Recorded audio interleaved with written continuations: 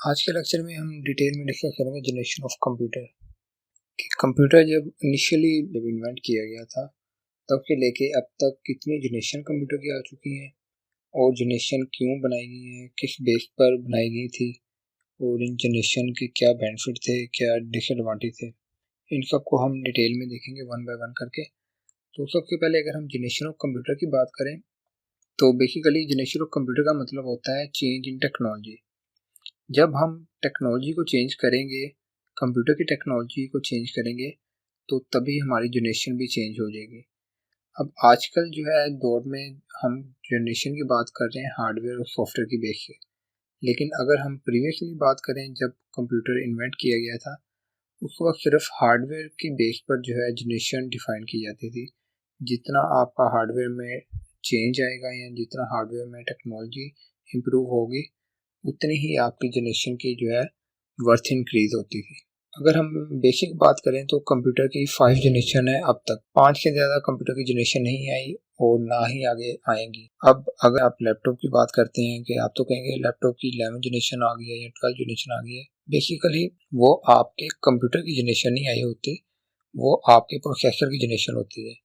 तो इस बात में आपने कंफ्यूज नहीं होना, जनरेशन को कंपेयर आपने नहीं करना कंप्यूटर जनरेशन को आपके प्रोसेसर की जनरेशन से, क्योंकि जो प्रोसेसर की जनरेशन होती है वो डिफाइन करती है आपके लैपटॉप की जनरेशन को। लेकिन जो हम आज के टॉपिक में कवर करने जा रहे हैं वो हम बेसिकली बात करें कंप्यूटर की जनरेशन को कि कंप्यूटर कैसे फर्स्ट जनरेशन से लेके 5 जनरेशन तक जो है इन्वेंट किया गया है। तो अगर हम सबसे पहली जनरेशन कंप्यूटर की जो फर्स्ट जनरेशन है उसकी बात करें तो उसका टाइम पीरियड 1946 टू 1959 था। मीन के ये जो फर्स्ट जनरेशन का कंप्यूटर था वो 1946 से लेके 1959 तक टाइम पीरियड रहा है। उसके दौरान ये फर्स्ट जनरेशन कंप्यूटर यूज होता गया।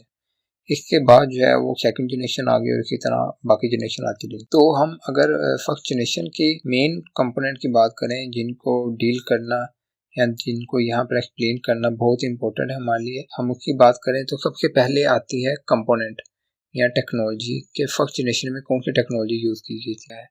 तो फर्स्ट जनरेशन के अंदर जो टेक्नोलॉजी यूज की गई उसको हम वैक्यूम ट्यूब कहते हैं। अगर हम वैक्यूम ट्यूब के साइज की बात करें तो इनका साइज बहुत बड़ा होता था, ऑलमोस्ट आपके एक रूम के हाइट जितनी होती है 12 फुट या 10 फुट इतनी हाइट की एक वैक्यूम ट्यूब होती थी। और अगर हम बात करें कि फर्स्ट जनरेशन में कितनी ट्यूब यूज हो रही थी, वहां पर एक ट्यूब नहीं यूज हो रही थी, वहां पर मल्टीपल वैक्यूम ट्यूब यूज हो रही थी। जितनी ज्यादा वैक्यूम ट्यूब यूज हो रही थी उतनी ही ज्यादा वो स्पेस भी कैरी कर रही थी। इसलिए जो फर्स्ट जनरेशन के कंप्यूटर थे उनका साइज बहुत बड़ा था। और अगर हम उसकी स्पीड की बात करें तो स्पीड बहुत स्लो थी। स्पीड क्यों स्लो थी? क्योंकि जब फर्स्ट टाइम कंप्यूटर इन्वेंट किया गया तब जो है साइंटिस्ट थे या जो एक्सपर्ट थे उनका मेन फोकस जो था वो था सिर्फ एक ऐसी इलेक्ट्रॉनिक डिवाइस बिल्ड करना जो कि कैलकुलेशन पर्पस के लिए यूज हो। अगर आपने कंप्यूटर की डेफिनेशन देखी हो या आपको मैंने प्रीवियस वीडियो में भी बताया कि कंप्यूटर की डेफिनेशन को हमने डिटेल में देखा था, तो वहां पे बताया गया था कि computer is an electronic device that is use for calculation purpose. Initially जो कंप्यूटर बिल्ड किए गए थे वो सिर्फ एक कैलकुलेशन पर्पस के लिए यूज किए गए। जिस तरह उनमें टेक्नोलॉजी चेंज आती है आजकल जो मॉडर्न उसकी डेफिनेशन है कंप्यूटर की वो ये है कि computer is an electronic device that take input from user, process the input and provide the out. तो अब अगर हम इसी की फर्स्ट जनरेशन में बात कर रहे थे तो फर्स्ट जनरेशन में vacuum tube multiple vacuum tube use हो रही थी, जिस वजह से हमारा फर्स्ट जनरेशन वाले कंप्यूटर का साइज बहुत बड़ा था। अब अगर हम मेमोरी की बात करें तो आजकल तो आप लोग जो है हार्ड ड्राइव यूज कर रहे हैं या यूएसबी टाइप यूज कर रहे हैं, लेकिन अगर हम फर्स्ट जनरेशन की बात करें वहां पर मैग्नेटिक ड्रम या मैग्नेटिक टेप यूज की जाती थी डाटा को सेव करने के लिए। और प्रोग्रामिंग लैंग्वेज की बात करें, प्रोग्रामिंग लैंग्वेज क्या होती है? प्रोग्रामिंग लैंग्वेज बेसिकली कंप्यूटर को एग्जीक्यूट करवाने के लिए जो हम लैंग्वेज यूज करते हैं या कंप्यूटर के साथ कम्युनिकेट करने के लिए जो हम लैंग्वेज यूज करते हैं उसको प्रोग्रामिंग लैंग्वेज कहते हैं। अब हर जनरेशन में प्रोग्रामिंग लैंग्वेज जो है डिफरेंट होती रही है, लेकिन अगर हम फर्स्ट जनरेशन की बात करें वहां पर जो लैंग्वेज यूज हो रही थी उसको हम मशीन लैंग्वेज कहते हैं। मशीन लैंग्वेज क्या होती है? मशीन लैंग्वेज आपकी कंप्यूटर की लैंग्वेज है जो कंप्यूटर इजीली अंडरस्टैंड कर पाए। जो कि आप अच्छी तरह जानते हैं कि कंप्यूटर सिर्फ बाइनरी लैंग्वेज को अंडरस्टैंड करता है जो कि 0 और 1 है। 0 और 1 के अलावा आपका कंप्यूटर कोई भी और लैंग्वेज जो है अंडरस्टैंड नहीं कर सकता। इसलिए फर्स्ट जनरेशन में जो कंप्यूटर के साथ कम्युनिकेशन की जा रही थी वो 0 और 1 की फॉर्म में ही की जा रही थी। तो अगर हम 0-1 को ही लेके चल रहे हैं तो आपको एक बात और बताता चलूँ कि जो फर्स्ट जनरेशन के कंप्यूटर को यूज़ करने के लिए पर्सन रिक्वायर थे वो भी एक्सपर्ट रिक्वायर थे, क्योंकि आम पर्सन जो है कंप्यूटर को यूज़ नहीं कर सकता था। क्यों यूज़ नहीं कर सकता था? क्योंकि बाइनरी लैंग्वेज को अंडरस्टैंड करना या उसके साथ कंप्यूटर को कम्युनिकेट करवाना एक बहुत टफ टास्क होता है। तो आम पर्सन जो है उसको ना तो मशीन लैंग्वेज को अंडरस्टैंड कर सकता है और ना ही मल्टीपल टास्क जो है कंप्यूटर से परफॉर्म करवा सकता है। आजकल जो है हमारे लिए टेक्नोलॉजी इन्हांस हो चुकी है, टेक्नोलॉजी में बहुत ज़्यादा इनोवेशन आ चुकी है, इसलिए हमें जो है कंप्यूटर से कम्युनिकेशन करने के लिए कोई स्पेसिफिक लैंग्वेज की ज़रूरत नहीं होती और ना ही हमें जो है कंप्यूटर के ग्राउंड में जाके उससे कम्युनिकेशन करनी पड़ती है। हम सिंपली ग्राफिकल यूज़र के थ्रू ही अपने कंप्यूटर से कम्युनिकेट हो रहे होते हैं। लेकिन फर्स्ट जनरेशन में ऐसा नहीं था। वहाँ पर जब भी किसी कोई भी इनपुट देनी होती कंप्यूटर को, या अगर आपने सिंपली अगर एक 1+1 को ही एग्जीक्यूट करवाना होगा तो उसके लिए भी आपको सेपरेट जो है उसका बाइनरी कोड या मशीन कोड लिखना पड़ता था। फिर ही कंप्यूटर अंडरस्टैंड कर पा रहा था कि हम उसे क्या एग्जीक्यूशन करवाना चाह रहे हैं। तो प्रोग्रामिंग लैंग्वेज के बाद आती है पावर, कि फर्स्ट जनरेशन वाला जो कंप्यूटर थे वो कितनी पावर जो है कंज्यूम कर रहे थे या क्या हीट प्रोड्यूस कर रहे थे। तो फर्स्ट जनरेशन के कंप्यूटर जो है वो बहुत ज़्यादा इलेक्ट्रिसिटी को भी कंज्यूम कर रहे थे और हीट भी बहुत ज़्यादा प्रोड्यूस कर रहे थे। वो इतनी हीट प्रोड्यूस कर रहे थे कि इवन के पर्सन जो हम नॉर्मली अपने घर के कपड़े पहन के या ऑफिस वर्क के लिए जो हम अपने कपड़े पहनते हैं वो पहन के हम उस रूम में कभी भी इंटर नहीं हो सकते थे जहाँ पर कंप्यूटर पड़ा होता था। अब अगर हम स्पीड और साइज की बात करें तो आपको पहले बताया कि वैक्यूम ट्यूब जो है मल्टीपल वैक्यूम ट्यूब यूज़ हो रही थी और एक वैक्यूम ट्यूब का साइज ऑलमोस्ट 10 to 12 फीट जो है उसकी हाइट होती थी। तो इतने बड़े कंप्यूटर पे जितनी ज़्यादा वैक्यूम ट्यूब यूज़ हुई हैं उतनी ज़्यादा उन्होंने स्पेस भी कैरी की है। और सिर्फ एक वैक्यूम ट्यूब ही नहीं यूज़ की जाती, और भी बहुत से इलेक्ट्रिकल कंपोनेंट या इलेक्ट्रिकल डिवाइसेस होती हैं जो कि अटैच करके एक कंप्यूटर बनाया जाता है। तो इस वजह से वो जो फर्स्ट जनरेशन वाले कंप्यूटर थे उनकी स्पीड जो है वो बहुत स्लो थी। अगर हम साइज की बात करें तो साइज बहुत लार्ज था। अब अगर हम इनपुट आउटपुट डिवाइस की बात करें तो आजकल तो हमें पता है कि हम इनपुट देने के लिए माउस या कीबोर्ड का यूज़ करते हैं, लेकिन पहले ऐसा कुछ भी नहीं था फर्स्ट जनरेशन वाले कंप्यूटर में। वहाँ पर आपको इनपुट या आउटपुट डिवाइस यूज़ करने के लिए पंच कार्ड और पेपर टेप यूज़ किए जाते थे। पंच कार्ड का साइज ऑलमोस्ट आपके हाथ या इससे भी बड़ा एक साइज का एक पंच कार्ड होता है, और एक पंच कार्ड के ऊपर आपने जो भी वैल्यू देनी है एक बार इसके ऊपर एम्बेड करवा के कंप्यूटर को दी जाती थी। तो जितनी ज़्यादा आपने वैल्यू देनी होती उतनी ज़्यादा आपको पंच कार्ड या पेपर टेप रिक्वायर होते थे। तो ये भी एक टफ टास्क था फर्स्ट जनरेशन के कंप्यूटर को यूज़ करने के लिए, कि वहाँ पर इनपुट देना भी एक हेडेक वर्क होता था। अब अगर हम एग्जांपल की बात करें तो फर्स्ट जनरेशन के एग्जांपल में ENIAC एक कंप्यूटर था, IBM का 650 मॉडल और IBM का 701 मॉडल, इस तरह के जो मॉडल जो है फर्स्ट जनरेशन के कंप्यूटर में इंट्रोड्यूस करवाए गए। यहाँ पर आपको एक पिक्चर दिखाई जा रही है जो कि फर्स्ट जनरेशन के कंप्यूटर की है, जिसमें आप देख सकते हैं कि उसका साइज इतना बड़ा है कि एक पर्सन वहाँ पर खड़ा हुआ उसके आगे छोटा लग रहा है, और पूरे रूम के अंदर जो है पूरे का पूरा एक कंप्यूटर पूरे रूम के अंदर फैला हुआ है। तो उसको ऑपरेट करवाने के लिए भी हमें एक्सपर्ट रिक्वायर था और उसको इनपुट आउटपुट देने के लिए भी एक्सपर्ट रिक्वायर था, और एट द एंड जो हमें आउटपुट मिलती है या जो हमें अंडरस्टैंडिंग होती है उसके लिए भी एक ऐसा हमें एक्सपर्ट रिक्वायर था जो कि जस्टिफाई कर सके कि कंप्यूटर ने जो आउटपुट दी है वो वही आई है जो आप एक्सपेक्ट कर रहे हैं या डिफरेंट आई है। तो अगर हम रिलायबिलिटी की बात करें तो फर्स्ट जनरेशन के कंप्यूटर ना तो इतने रिलायबल थे और ना ही उनकी इतनी एक्यूरेसी थी। थोड़ी बहुत उसमें वेरिएशन लाजमी आ रही थी जो फर्स्ट जनरेशन वाले कंप्यूटर थे। अब अगर हम सेकंड जनरेशन की बात करें तो जैसा कि हमने स्टार्टिंग में भी देखा था कि जनरेशन ऑफ कंप्यूटर का मतलब होता है चेंज इन टेक्नोलॉजी। तो सेकंड जनरेशन में भी चेंज टेक्नोलॉजी में किया गया, फिर ही न्यू जनरेशन इन्वेंट हुई थी। तो सेकंड जनरेशन का अगर हम पहले टाइम पीरियड की बात करें तो 1959 टू 1955 जो है सेकंड जनरेशन का टाइम पीरियड था।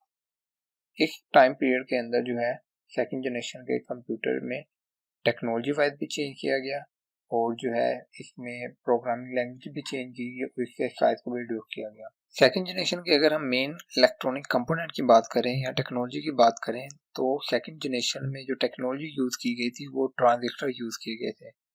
ट्रांजिस्टर जो है वो साइज में वैक्यूम ट्यूब से बहुत ही छोटे साइज में थे। इस वजह से जब हमारी टेक्नोलॉजी चेंज हुई तो ऑटोमेटिकली हमारे कंप्यूटर की जनरेशन जो है उसमें भी इन्वेंशन आ गई। उसके बाद अगर हम मेन मेमोरी की बात करें तो मेन मेमोरी जो है या डाटा सेव करवाने के लिए जो मेमोरी यूज़ की गई थी वो मैग्नेटिक कोर या मैग्नेटिक टेप ही यूज़ की गई थी।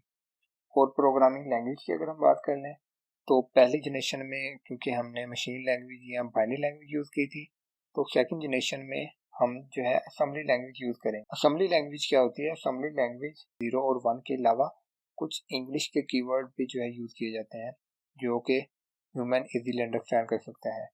इसलिए ये है तो असेंबली लैंग्वेज भी लो लेवल लैंग्वेज ही है जो कि मशीन इजीली अंडरस्टैंड कर सके, लेकिन इसमें यूजर के लिए एक जो है आसानी ये दी गई थी कि इसमें इंग्लिश लाइक कीवर्ड यूज किए गए जिसकी वजह से असेंबली लैंग्वेज को अंडरस्टैंड करना ज्यादा टफ नहीं है जिस तरह हम मशीन लैंग्वेज को टफ समझते हैं। तो असेंबली लैंग्वेज को अंडरस्टैंड करवाने के लिए भी हमें एक्सपर्ट ही रिक्वायर थे, क्यों, या प्रोग्रामर जिसे हम कह सकते हैं प्रोग्रामर रिक्वायर थे जो कि असेंबली लैंग्वेज को अंडरस्टैंड करके हमारे सेकंड जनरेशन वाले कंप्यूटर को इनपुट दे सकें और उसकी प्रोसेसिंग के बाद जो आउटपुट है उसको जो है डील कर सकें। अगर हम पावर की बात करें तो पावर तो ये भी इलेक्ट्रिसिटी काफ़ी कंज्यूम कर रही थी और हीट भी काफ़ी प्रोड्यूस कर रही थी, लेकिन अगर हम सेकंड जनरेशन को कंपेयर करें अपनी फर्स्ट जनरेशन के साथ तो फर्स्ट जनरेशन के कंपैरिजन में सेकंड जनरेशन जो है वो इलेक्ट्रिसिटी भी कम रिड्यूस कर रही थी और जो हीट है वो भी कम प्रोड्यूस कर रही थी। और स्पीड की हम बात करें तो सेकंड जनरेशन के कंप्यूटर की स्पीड जो है वो पहले से इम्प्रूव हुई है, रिलायबल भी हुई है। तो इस तरह जो सेकंड जनरेशन वाला कंप्यूटर है वो फर्स्ट जनरेशन के कंपैरिजन ज़्यादा रिलायबल भी है और स्पीड में भी उसकी जो इन्हांसमेंट हुई है। इनपुट या आउटपुट पर्पज के लिए सेकंड जनरेशन में भी पंच कार्ड और मैग्नेटिक टेप ही यूज़ की गई थी जो कि हम फर्स्ट जनरेशन में भी देख चुके हैं। एग्जाम्पल में अगर हम बात करें, एग्जाम्पल में सबसे पहले आता है IBM 1401 मॉडल, IBM 7090 और 7094 और यूनिवेक का 1107। ये एग्जाम्पल आती है सेकंड जनरेशन की। सबसे पहले जो कंप्यूटर की इन्वेंट करने वाली कंपनी है वो IBM है, इसलिए अभी तक भी है। आप देखेंगे कि बहुत से कंप्यूटर या बहुत से इलेक्ट्रॉनिक डिवाइसेस ऐसी हैं जो IBM कंपनी ही बिल्ड कर रही है। तो अगर हम फर्स्ट जनरेशन का एजाज़ हासिल करने की बात करें तो वो भी IBM कंपनी ने ही पहली इन्वेंट की थी जिसमें उन्होंने फर्स्ट जनरेशन का कंप्यूटर डिज़ाइन किया था। ये आपके साथ एक पिक्चर शेयर की जा रही है जिसमें सेकंड जनरेशन के कंप्यूटर को देखा जा सकता है। थर्ड जनरेशन का जो टाइम पीरियड अगर हम बात करें तो थर्ड जनरेशन का टाइम पीरियड 1965 टू 1971 है और इसमें जो मेन कंपोनेंट यूज़ किया गया था उनको हम ICs कहते हैं, जिसका मतलब है इंटीग्रेटेड सर्किट।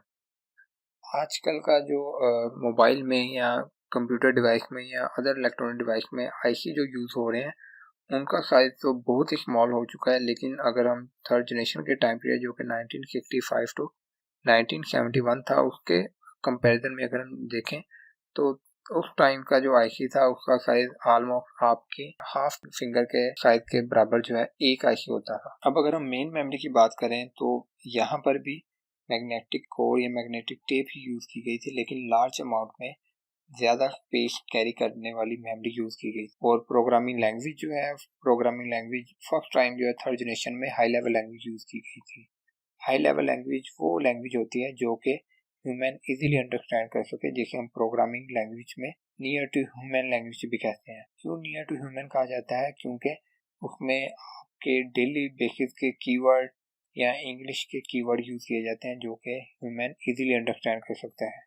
उसकी अगर हम एग्जांपल की बात करें तो फोर्ट्रान लैंग्वेज यूज़ की गई थी, बेसिक लैंग्वेज यूज़ की गई थी, पास्कल लैंग्वेज यूज़ की गई थी, कोबाल लैंग्वेज, इवन के सी लैंग्वेज जो आजकल भी पढ़ाई जाती है कंप्यूटर साइंस के स्टूडेंट को, तो वो लैंग्वेज जो है फर्स्ट टाइम थर्ड जनरेशन में यूज़ की गई थी। पावर की अगर हम बात करें तो पावर कंजम्पशन बहुत कम हो गई है और हीट प्रोड्यूस की जो कैपेसिटी वो भी बहुत कम हो गई है। अगर हम इनको अपनी प्रीवियस 2 जनरेशन के साथ कंपेयर करें तो as compare to first generation and second generation, third generation का साइज भी बहुत ज़्यादा रिड्यूस हुआ है और इसकी हीट कंजम्पशन जो है, हीट भी बहुत कम प्रोड्यूस कर रही है और जो आपकी इलेक्ट्रिसिटी कंजम्पशन है वो भी बहुत ही लो यूज़ कर रही थी। इनपुट डिवाइसेस जो हैं उनके लिए फर्स्ट टाइम जो है थर्ड जनरेशन में हम कीबोर्ड या मॉनिटर को यूज़ कर रहे हैं एज अ इनपुट डिवाइसेस, और आउटपुट के लिए हम जो है प्रिंटर यूज़ कर रहे होते हैं थर्ड जनरेशन में, और साथ ही साथ आपको देखने के लिए डिस्प्ले के लिए मॉनिटर यूज़ किया गया था थर्ड जनरेशन में। इस एग्जांपल में IBM 360, IBM 370, PDP-11 और यूनिमैक का 1108 मॉडल जो है शामिल है। अब हम बात करते हैं फोर्थ जनरेशन की। फोर्थ जनरेशन का टाइम पीरियड जो है वो 1971 टू 1980 तक था, और इसमें जो मेन कंपोनेंट यूज़ किया गया या जो मेन टेक्नोलॉजी यूज़ की गई वो first time micro processor use किया गया। अगर हम मेन मेमोरी की बात करें तो फर्स्ट टाइम फोर्थ जनरेशन के अंदर जो है रैम और रोम का कॉन्सेप्ट आया था, क्योंकि रैम का मतलब होता है रैंडम एक्सेस मेमोरी और रोम का मतलब होता है रीड ओनली मेमोरी, जो कि हमारे प्रीवियस लेक्चर में डिटेल में बताया गया है कि रैम क्या होता है, कैसे रैम वर्क करती है और कैसे जो है कंप्यूटर जो है रैम के थ्रू अपनी एग्जीक्यूशन परफॉर्म करता है। अब अगर हम प्रोग्रामिंग लैंग्वेज की बात करें तो थर्ड जनरेशन में भी हाई लैंग्वेज यूज़ की गई थी और फोर्थ जनरेशन में भी हाई लैंग्वेज ही यूज़ की गई है, लेकिन थर्ड जनरेशन में सिंपल जो हमारी बेसिक लैंग्वेज थी, जो कि हमारी कोबाल, सी लैंग्वेज या पास्कल थी, वो यूज़ की गई थी। यहाँ पर हमारी हाई लेवल लैंग्वेज के एडवांस वर्जन यूज़ किए गए हैं, जिनमें हमारा फर्स्ट टाइम कॉन्सेप्ट आता है क्लासेस का या ऑब्जेक्ट का, क्योंकि जब हम हाई लेवल लैंग्वेज में ऑब्जेक्ट बनाते हैं या क्लासेस बनाते हैं, उनके थ्रू हमारा जो प्रोग्राम होता है या जो हमारी वर्किंग होती है, एक तो वो रिलायबल रहती है, दूसरा कोडिंग के हवाले से अगर हम बात करें तो नंबर ऑफ कोड जो है, नंबर ऑफ लाइन जो है वो हमारी रिड्यूस हो जाती है, क्योंकि हम जो है एक ही फंक्शन या एक ही क्लास बना के उसको बार बार रीयूज करते हैं ऑब्जेक्ट के थ्रू या अपने क्लासेस के थ्रू। इस तरह हमारा जो कोड होता है वो भी रिलायबल भी होता है और सिक्योर भी हो जाता है। तो अगर हम पावर की बात करें तो फोर्थ जनरेशन के कंप्यूटर बहुत ही कम पावर कंज्यूम करते थे और हीट भी ना होने के बराबर जो है वो रिड्यूस कर रहे होते हैं। और इनपुट आउटपुट डिवाइसेस के लिए इनमें कीबोर्ड, माउस, आपका प्रिंटर, आपका स्कैनर, ये सारी की सारी जो हम आज के दौर में भी इनपुट आउटपुट डिवाइसेस को रीड कर रहे हैं, वो सारी फोर्थ जनरेशन के कंप्यूटर में भी यूज हो रही थी। फोर्थ जनरेशन की एग्जांपल में IBM PC आ रहा है, स्टार 1000, और एप्पल 2 का जो मॉडल है वो फोर्थ जनरेशन में फर्स्ट टाइम जो है इन्वेंट किया गया था। और यहाँ पर आपको फोर्थ जनरेशन का एक कंप्यूटर भी दिखाया जा रहा है, जिसमें आपके पास LCD या मॉनिटर जो है वो सेपरेट आपको फंक्शनलिटी प्रोवाइड कर रहा है। आपके पास कीबोर्ड भी आप सेपरेट यूज़ कर सकते हैं, माउस भी, इवन कि आपका CPU जो है वो भी आप सेपरेट यूज़ कर रहे होते हैं। अब अगर हम फर्स्ट जनरेशन की बात करें तो ये सबसे इम्पोर्टेंट आपकी जनरेशन है, जो कि 1980 से लेके अब तक चलती आ रही है, और इन फ्यूचर भी आपकी फिफ्थ जनरेशन ही जो है आपको काम करती नजर आएगी। तो फिफ्थ जनरेशन का जो मेन आपकी टेक्नोलॉजी है या जो मेन इलेक्ट्रॉनिक कंपोनेंट है वो होता है आर्टिफिशियल इंटेलिजेंस बेस। तो फिफ्थ जनरेशन बेसिकली टोटली ही जो है वो आर्टिफिशियल बेस है। जहाँ पर भी आप आर्टिफिशियल इंटेलिजेंस को यूज़ करेंगे वो आपकी फिफ्थ जनरेशन कहलाएगी। जैसा कि आजकल आप देख सकते हैं कि हमारे पास एप्लीकेशन जो है वो भी आर्टिफिशियल इंटेलिजेंस बेस आ गई हैं, हमारे जो वेबसाइट हैं वो भी आर्टिफिशियल बेस हैं। इसके अलावा हमारे जो है इलेक्ट्रॉनिक डिवाइसेस वो आर्टिफिशियल बेस आ चुकी हैं। इवन के ह्यूमन लाइफ के जो डेली बेसिस की या रूटीन की इलेक्ट्रॉनिक गैजेट या इलेक्ट्रॉनिक डिवाइसेस हैं वो सारी की सारी आर्टिफिशियल में कन्वर्ट हो रही है। तो ये बेसिकली फिफ्थ जनरेशन है। और मेन मेमोरी की अगर हम बात करें तो उसमें भी रैम और रोम यूज़ किए जा रहे हैं, जो कि सेमी कंडक्टर मेमोरी है। लैंग्वेज की अगर हम बात करें तो अब तक तो हम देखते आ रहे हैं कि हमने फर्स्ट जनरेशन में मशीन लैंग्वेज यूज़ की, सेकंड जनरेशन में असेंबली लैंग्वेज, और थर्ड और फोर्थ में जो है हमने हाई लेवल लैंग्वेज यूज़ की। लेकिन फिफ्थ जनरेशन में हम नेचुरल लैंग्वेज को यूज़ कर रहे हैं। नेचुरल लैंग्वेज का क्या मतलब है? नेचुरल लैंग्वेज का मतलब है जो कि ह्यूमन की लैंग्वेज को डायरेक्टली जो है कम्युनिकेट कर पाए और डायरेक्टली अंडरस्टैंड कर पाए।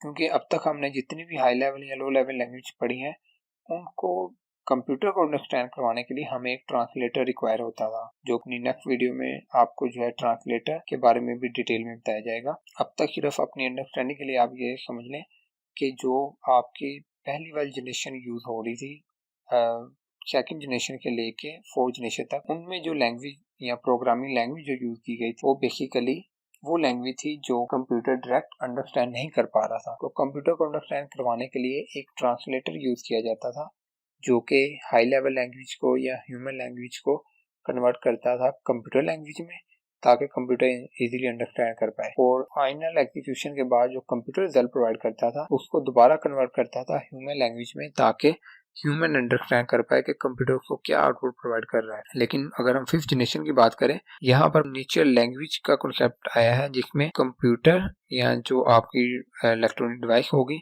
वो डायरेक्ट ह्यूमन से कम्युनिकेट कर पाएगी और ह्यूमन की लैंग्वेज को अंडरस्टैंड करने की कोशिश करेगी, जिससे आपको कन्वर्जन की या ट्रांसलेटर की जरूरत नहीं पड़ेगी, डायरेक्ट कंप्यूटर के साथ कम्युनिकेट कर सकते हैं। जैसा कि अगर हम बात करें रोबोट की, तो वो भी एक आपकी आर्टिफिशियल बेस या फिफ्थ जनरेशन बेस जो है मशीन होती है। तो रोबोट कैसे वर्क कर रहा होता है, आजकल के दौर में आपने मूवीज में या आपने किसी शो चैनल में देखा होगा कि रोबोट जो है डायरेक्ट कम्युनिकेशन कर रहा होता है ह्यूमन के साथ। वहाँ पर जो भी एंकर बैठा होता है या कोई पर्सन जो उसके साथ कम्युनिकेट करना चाहे, वो इंग्लिश लैंग्वेज में या जो उन्होंने उसके अंदर इन्वेंट करवाई होती है उसी में आपके रोबोट के साथ कम्युनिकेशन कर रहा होता है। तो ये एक बहुत बड़ी इन्वेंशन है कंप्यूटर फील्ड में, जो कि आर्टिफिशियल बेस है। पावर की अगर हम बात करें तो फिफ्थ जनरेशन जो है पावर भी बहुत लेस कंज्यूम कर रही है और हीट भी बहुत कम प्रोड्यूस करती है। और स्पीड की अगर हम बात कर लें, बहुत ही ज़्यादा आपको स्पीड इम्प्रूवमेंट दे रहा है। इसके अलावा एक्यूरेसी जो है वो बहुत ज़्यादा इन्हांस हुई है, रिलायबल हुए हैं, इवन के आपकी जो डिवाइसेस हैं वो पोर्टेबल हो गई हैं। पोर्टेबल का मतलब होता है कि आप एक जगह से दूसरी जगह उसको इजीली जो है मूव कर सकते हैं। और अगर हम स्टोरेज कैपेसिटी की बात करें तो बहुत ही ह्यूज अमाउंट में इसके पास स्टोरेज कैपेसिटी दी गई है फिफ्थ जनरेशन में। इनपुट आउटपुट डिवाइसेस के लिए जो हम थर्ड जनरेशन में या फोर्थ जनरेशन में कीबोर्ड माउस वगैरह यूज़ किए हैं, वही डिवाइसेस यहाँ पर भी यूज़ की जाती है। एग्जाम्पल में इनके डेस्कटॉप भी आ जाता है, लैपटॉप भी आ जाता है, टैबलेट भी आ जाता है, स्मार्टफोन भी आ जाते हैं और आपके रोबोट्स वगैरह भी फिफ्थ जनरेशन में आ जाते हैं। ये एक आपको आर्टिफिशियल कंप्यूटर की एक एग्जांपल दी गई है, जो कि देखने में तो एक रोबोट टाइप लगता है, लेकिन ये एक कंप्यूटर ही है जो कि डिफरेंट पर्पस के लिए यूज़ किया जाता है। तो आज के लेक्चर में जो है हमने डिटेल में कंप्यूटर की जनरेशन को डिस्कस किया है कि कंप्यूटर की मेन 5 जनरेशन है और किस तरह उनमें टेक्नोलॉजी चेंज की गई और डे बाय डे टेक्नोलॉजी की चेंज की वजह से जनरेशन भी चेंज होती गई।